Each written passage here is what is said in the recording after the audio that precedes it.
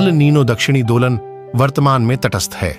मध्य प्रशांत क्षेत्र में समुद्र की सतह का तापमान दिसंबर 2023 से लगातार ठंडा हो रहा है। यह सतही ठंडक मध्य और पूर्वी प्रशांत के नीचे महत्वपूर्ण मात्रा में उपसतह की ठंडक द्वारा समर्थित है। हाल के बादल और सतह के दबाव पैटर्न भी तटस्थ हैं। ब्यूरो और अंतर्राष्ट्रीय जलवायु मॉडल दोनों सुझाव देते हैं कि ईएनएसओ कम से कम जुलाई 2024 तक तटस्थ रहेगा।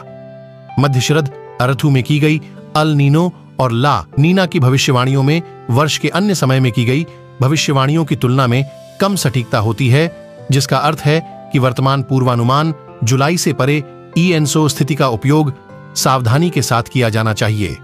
वैश्विक समुद्री सतह का तापमान अप्रैल 2023 और मार्च 2024 के बीच प्रत्येक महीने के रिकॉर्ड पर सबसे गर्म रहा है।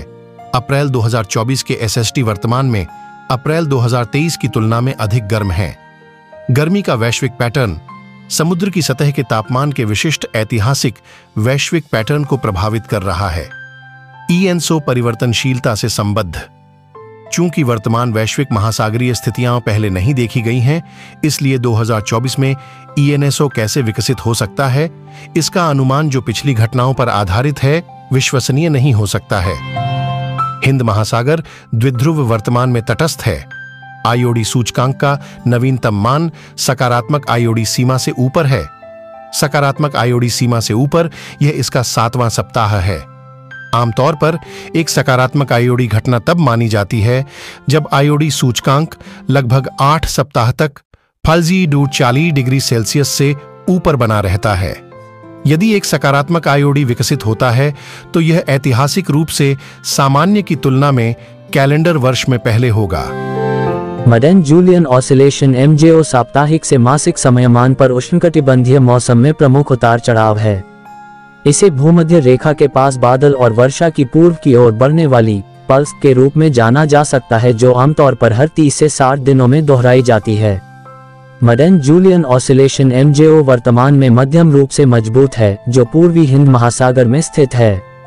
अधिकांश अंतर्राष्ट्रीय जलवायु मॉडल से संकेत मिलता है कि एमजेओ आने वाले सप्ताह में समुद्री महाद्वीप में पूर्व की ओर आगे बढ़ेगा। अधिकांश मॉडलों को उम्मीद है कि यह एमजेओ पल्स कमजोर हो जाएगा क्योंकि यह पश्चिमी प्रशांत क्षेत्र के करीब पहुंच जाएगा। जब एमजेओ साल के इस समय समुद्री महाद्वीप में होता है तो यह आमतौर पर उत्तर पूर्वी और तटीय पूर्वी ऑस्ट्रेलिया के हिस्सों में वर्षा बढ़ाने का काम करता है।